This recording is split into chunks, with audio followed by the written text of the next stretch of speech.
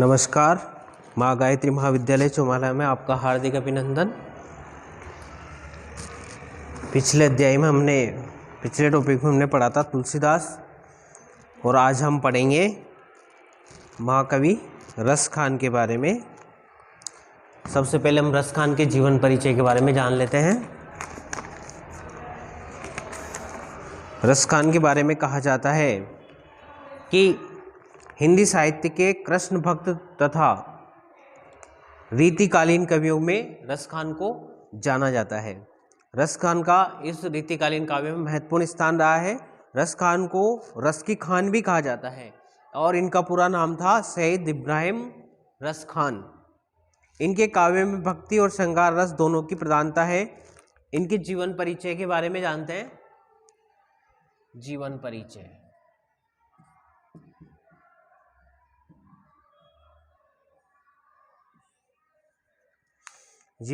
में इनका पूरा नाम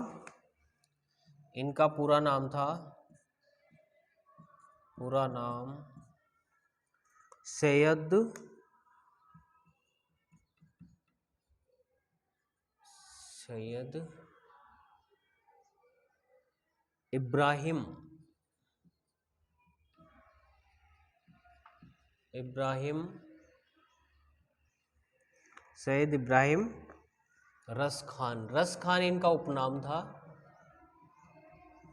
रस खान तो इनका जो पूरा नाम था वो क्या था? सैयद इब्राहिम रस खान। इनके जन्म के बारे में बहुत सारी विसंगतियां रही हैं, लेकिन कुछ काव्यों के आधार पर इनका जन्म सन 1548 ईस्वी में हुआ था और ये हुआ था इनका हरदोई जिले के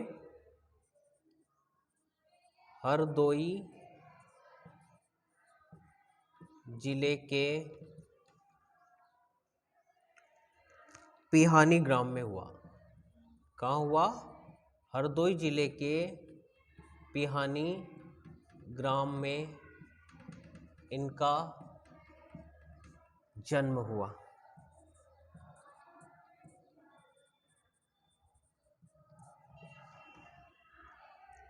जो दिल्ली के अंतर्गत पड़ता है। इनका जन्म स्थान दिल्ली भी माना जाता है। इनके पिता का नाम अज्ञात है, मतलब सही इनके पिता का नाम कन्फर्म किसी को भी पता नहीं है, लेकिन इतनी जानकारी मिलती है कि इनके पिता एक जागीरदार थे। इनके पिता जागीरदार थे। इनका कार्यक्षेत्र रहा है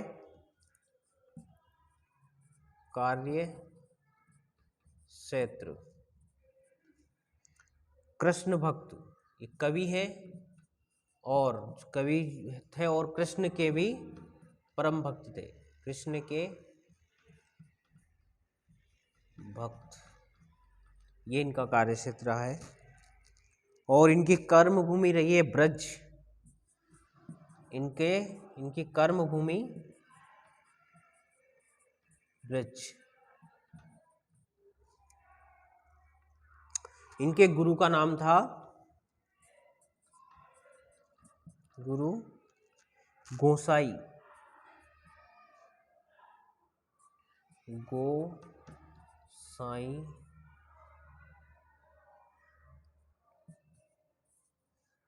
विठल दास,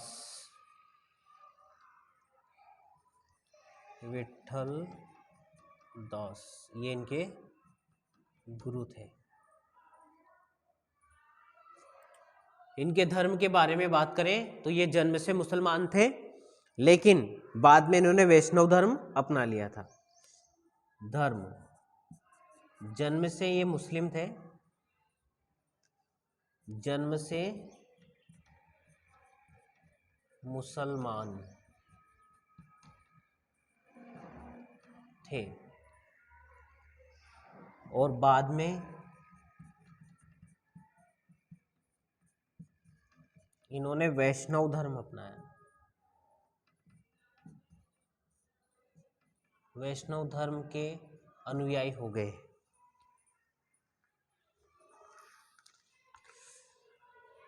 इनके काल के बारे में बात करें तो इनका काल जो था वो था भक्ति काल। एक अपना एक प्रश्न पूरा तैयार हो जाता है कि अति लघुतरात्मक प्रश्न जो आता है उसमें जीवन परिचय पूछा जाता है, तो उसमें ये सारी बातें आ जाती हैं। हिंदी साहित्य के कृष्ण भक्त तथा रीतिकालीन कवियों में रस खान का प्रमुख स्थान माना गया है, और रस खान को रस की खान भी कहा जाता है। इनके बारे में कहावत है, इनका पूरा नाम सैयद इब्राहिम रस खान था, और इनके काव्यों में भक्ति और श्रृंगार रस दोनों की प्रधानता है। सबसे प्रमुख जो रस इन्होंने प्रयोग किया है उसमें है भक्ति और श्रृंगार रस। भक्ति और श्रृंगार रस के कवि थे, और रीतिकालीन कवि रस खान को माना जाता है। और आगे देखिए, इनका जो काल था वो भक्ति काल था। भक्ति काल के कवि हैं ये, और कृष्ण भक्ति शाखा के कवि हैं। कौन से काल के हैं? भक्ति काल के कवि हैं। दूसरा, इनकी जो विधाएं हैं, इनकी विधा जो है वो इन्होंने लिखी है कविता और सवैया। ये छंद है इनके, सवैया छंदों का इन्होंने बहुत ज्यादा प्रयोग किया है। और इनका जो मूल विषय रहा है वो है सगुण भक्ति। सगुण भक्ति। और इनकी मूल भाषा जो रही है वो है ब्रिज भाषा और फारसी हिंदी। ब्रिज, फारसी, ब्रिज,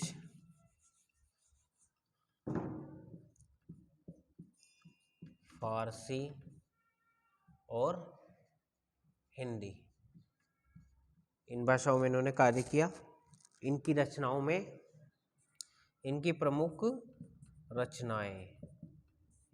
रचनाएं थी सुजान रस खान, सुजान रस खान, और प्रेम वाटिका। प्रेम वाटिका, प्रेम वाटिका। और ये ऐसे कवि थे जिन्होंने भागवत का अनुवाद फारसी में किया। इन्होंने भागवत का अनुवाद फारसी भाषा में किया है।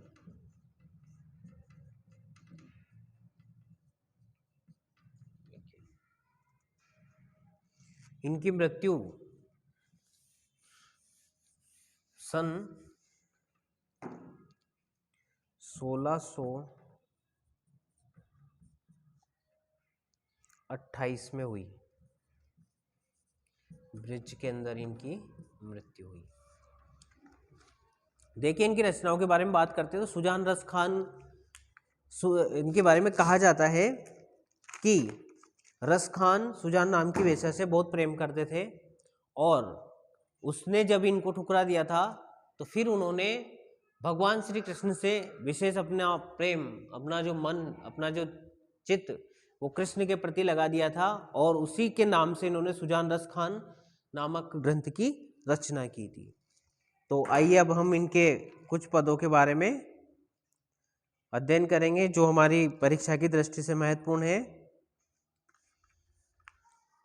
देखिए, पहला, या लकुटी अरु कामरिया पर राज तिहु पुर को तज डारो, आटो सिद्धि नवनिधि को सुख नंद की गाय चराए बिसारो, रस खान कबो इन नैनन ते ब्रज के बन बाग तड़ाग निहारो, कोटिक रोकल धोत के धाम करिल के कुंजन ऊपर वारो।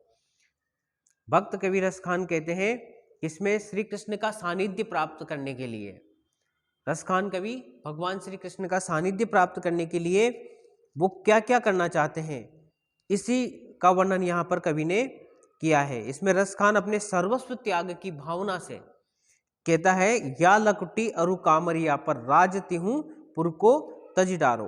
कवि कहते हैं कि मैं श्री कृष्ण की लकड़ी और कमली के ऊपर तीनों लोगों का राज्य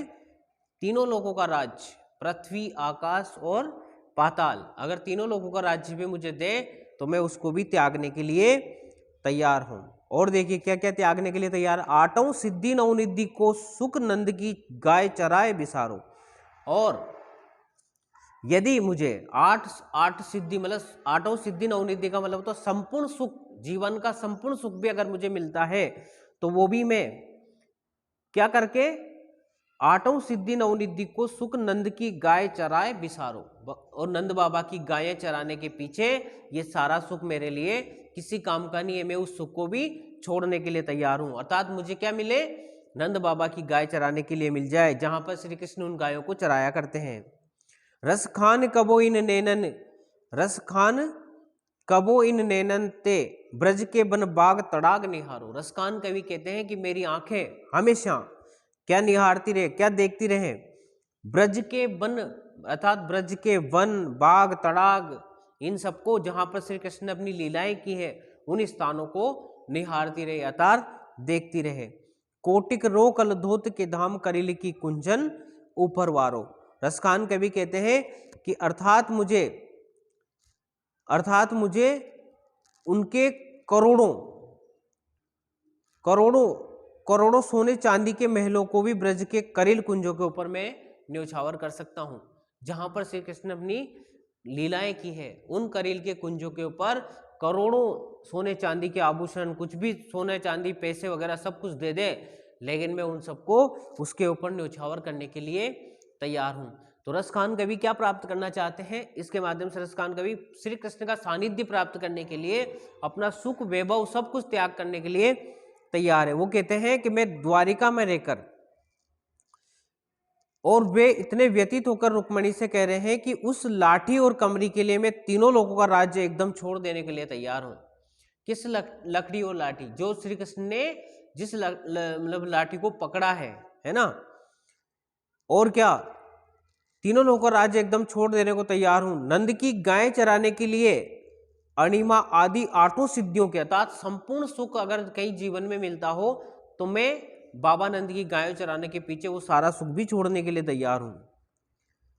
आठों सिद्धि नवनिधि तथा पदम आदि नवोनिधियों का सुख जो त्याग करने के मैं तैयार हूं। जब से मैंने अपनी इन आंखों से ब्रज के वन, बाग और तालाबों को देखा है, अर्थात मुझे उसकी याद आई है, तब से उसके लिए इतना आतुर हो गया हूं कि सारा वैभव के प्रतीक इन करोड़ों सोने चांदी के महलों को ब्रज के कुरिल और कुंजों पर मैं न्योछावर करने के लिए तैयार हूं। क्या कहते हैं, रसखान कबो इन नैनन से ब्रज के बन बाग तड़ाग निहारो। जब से इन आंखों ने उस दृश्य को देखा है, तब से कोटिक रो कलधोत के धाम करिल कुंजन के ऊपर वारो। करोड़ों रुपए के महलों को भी मैं उनके ऊपर न्योछावर करने के लिए तैयार हूं। तो सबसे पहले इसमें विशेष में हम लिखेंगे कि इसमें क्या रसखान कवि क्या प्राप्त करना चाहते हैं, श्री कृष्ण का सानिध्य प्राप्त करने के लिए सब कुछ न्योछावर करने के लिए तैयार है। किसका सानिध्य प्राप्त करना चाहते हैं, श्री कृष्ण का सानिध्य प्राप्त करने के लिए सारे सुख ब्रज के स्थानों के ऊपर न्योछावर करना चाहते हैं। इसमें विशेष में लिखे ब्रज के वन, बाग, इसमें अनुप्रास अलंकार का प्रयोग हुआ है और इसमें सेवैया छंद है। अनुप्रास अलंकार कौन सा है इसमें, अनुप्रास विशेष अलंकार, अनुप्रास अलंकार। और इसमें जो छंद का उन्होंने प्रयोग किया है उनका प्रमुख छंद है सेवैया।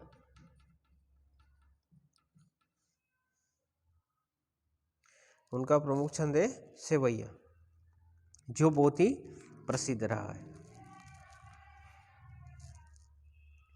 अगले पद में देखिए, प्रस्तुत पद में रसखान कवि इसमें एक गोपी को श्री कृष्ण व उसकी मुरली के प्रति आसक्ति का चित्रण करते हैं कि एक गोपी को श्री कृष्ण की मुरली और उनके रूप से किस प्रकार से मोह हो जाता है, उसका एक सुंदर चित्रण करते हुए कहते हैं, मोर पका सिर ऊपर राखे हूँ, गुंज की माला गरे पहरोंगी, ओडी पीताम्बर ले लकुटी बन गोदन ग्वारिन संग फिरोंगी, भाव तो वही मेरो रसखानी सो तेरे कहे सब स्वांग करोंगी, या मुरली मुरलीधर की अधरा धरी अधरा न धरोंगी।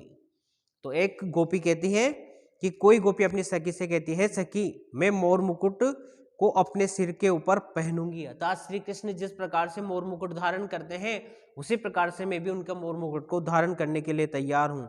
गुंजों की माला मैं पहनूंगी, मोर पका सिर ऊपर राखे हूँ, गुंज की माला गले पहनूंगी, और गुंजों की माला में गले में धारण करूंगी। पीला वस्त्र ओढ़कर और हाथ में लाठी लेकर तथा ग्वालिन बनकर वन वन में गायों के पीछे फिरूंगी। ओढ़ी पीताम्बर ले लकुटी बन गोदन ग्वारिन संग फिरूंगी। क्या कहती है वो कि मैं पीताम्बर मतलब पीला वस्त्र ओढ़ करके और हाथ में लाठी लेकर के उन गायों के पीछे मैं उस वन वन में फिरती रहूंगी। कृष्ण मेरा प्रिय मित्र प्रिय है और उसे प्राप्त करने के लिए तेरे कहने से सारा स्वांग भर लूंगी। क्या कहा उसने? भाव तो वही मेरो रसखानी सो तेरे कहे सब स्वांग करूंगी। अर्थात जो तू कहेगी ना वो सारे के सारे स्वांग करने के लिए मैं तैयार हूं।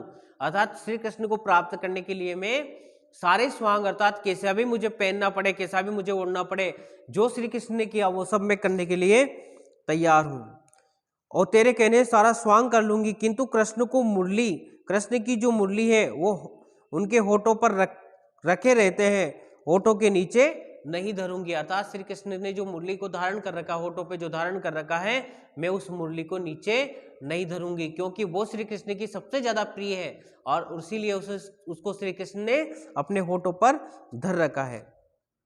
तो देखिए इसमें यमक अलंकार का प्रयोग हुआ है, इसका विशेष आ जाएगा यमक अलंकार। इसके विशेष में आएगा विशेष यमक अलंकार।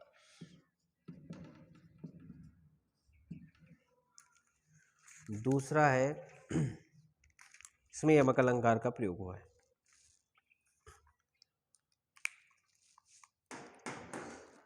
अगला पद देखिए, अगले पद में रसखान कवि कहते हैं कि कृष्ण की मुरली के प्रति गोपियों की सोतिया डाह का कलात्मक चित्रण यहाँ पर कवि करते हैं। कहते हैं, कान बहे बस बांसुरी के अब कौन सकी, हमको चाहिए है निस दोष रहे संग साथ सगी, लगी ये सोतिन तापन क्यों सही है, जिन मोहि लियो मनमोहन को रसखानी सदा हमको वेदाही है, मिली आओ सबे सकी भागी चले अब तो ब्रज में बांसुरी रही है। कवि कहते हैं कि कोई गोपी अपनी सखी से कृष्ण की बांसुरी के प्रति सोतैया डाह प्रकट करती हुई कहती है, सखी कृष्ण तो अब बांसुरी के वश में हो गए हैं। अर्थात कृष्ण अब हम सबको भूल गए हैं, अब तो अपनी बांसुरी बजाने में वो मस्त हो गए हैं। कान बस भये बांसुरी, अब कृष्ण किसके बस में हो गए हैं, किसके वशीभूत हो गए हैं, बांसुरी के वशीभूत हो गए हैं।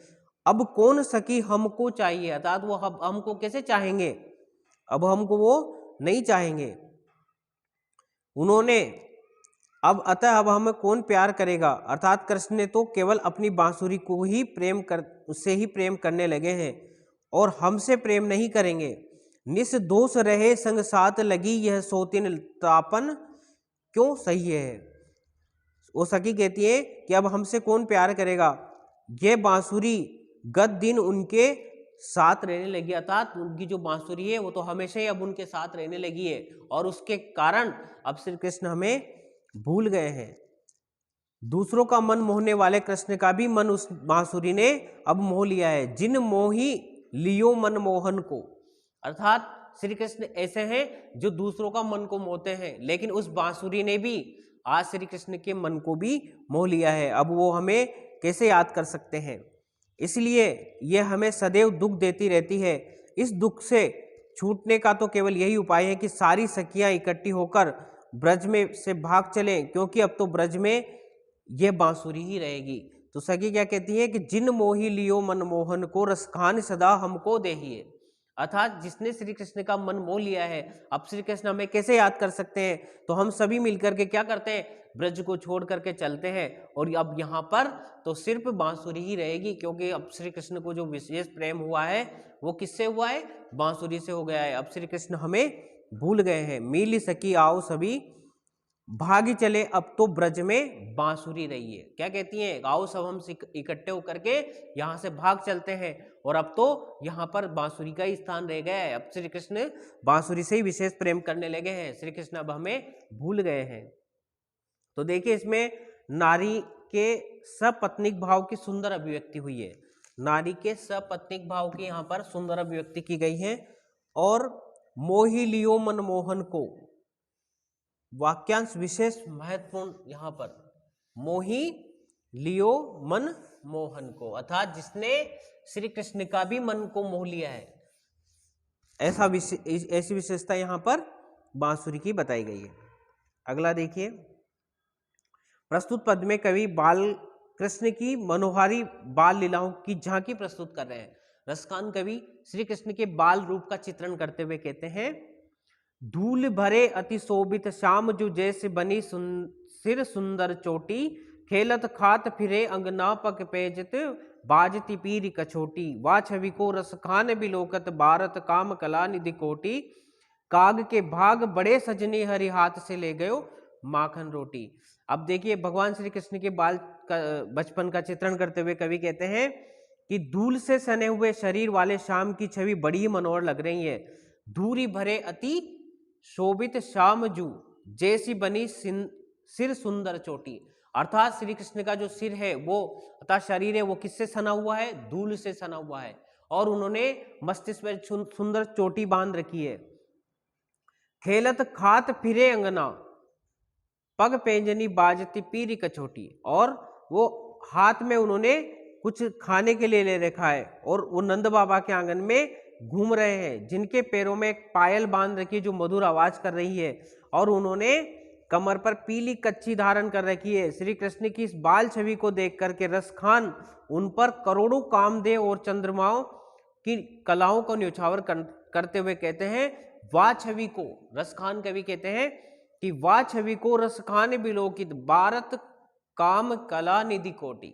रसखान कवि कहते हैं कि उस छवि को देखने के लिए मैं सारे जितने भी चंद्रमाओं की कलाएं, कामदेव की जितने भी करोड़ों, और उनको सबको मैं न्यौछावर करना चाहता हूं। रसखान कहते हैं कि हे सखी,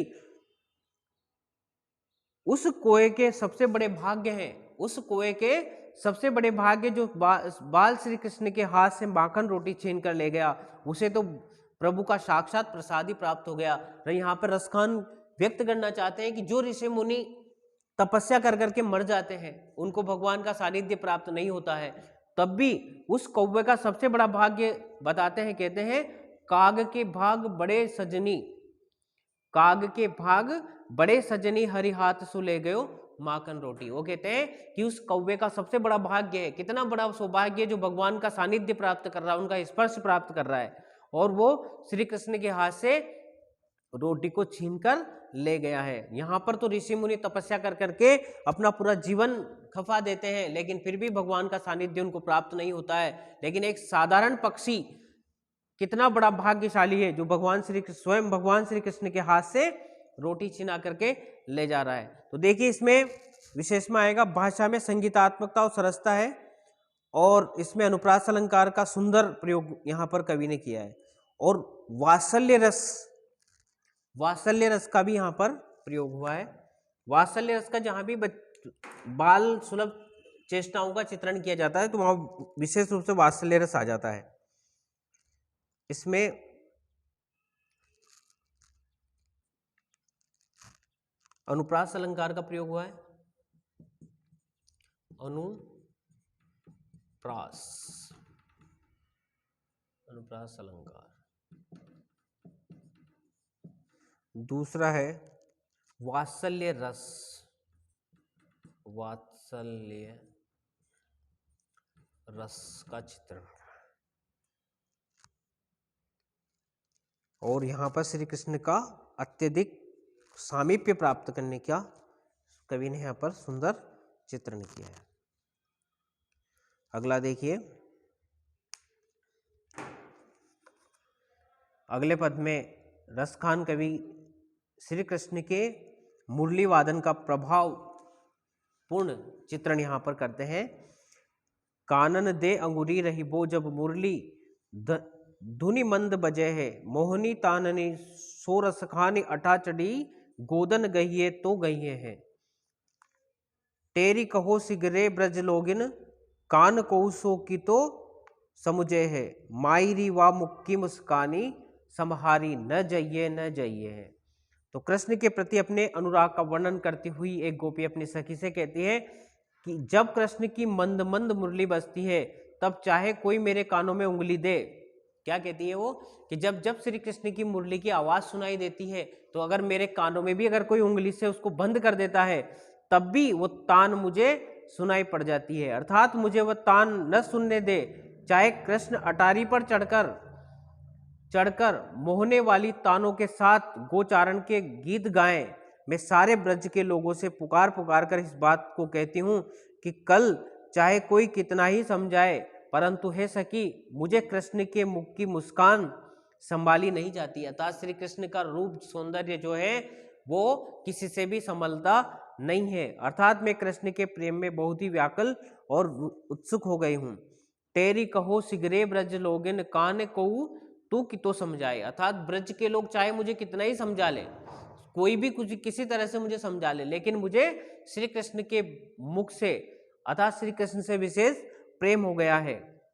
मायरी वा मुख की मुस्कान समारी न जहे, अर्थात श्री कृष्ण का मुख सौंदर्य इतना सुंदर है कि उसको संभालते किसी से संभलता नहीं है, अर्थात सभी जो भी उसको देखता है वो श्री कृष्ण का हो जाता है। तो देखिए यहाँ पे विशेष में लिखेंगे हम कानन दे उंगरी रही, मुहावरे का भावपूर्ण प्रयोग यहाँ पर किया है कवि ने। कानन दे उंगरी रहियो, ये एक मुहावरा है। कानन दे अर्थात कान में उंगली देकर रहना, मतलब बातों को नहीं सुनना, किसी की बात को नहीं सुनना, चाहे कुछ भी कोई कुछ भी कहे, लेकिन कहते हैं ना कान बंद हो गए कि कानों में उंगली दे रखी क्या है ना। तो इस मुहावरे का यहाँ पर प्रयोग हुआ है। और अंतिम पद में यहाँ पर उन्होंने जय का विप्सा युक्त प्रयोग होने से गोपी की मनोदशा का द्विगुणित हो रही है, बढ़ रही है, द्विगुणित यानी बढ़ना, दुगनी हो रही है।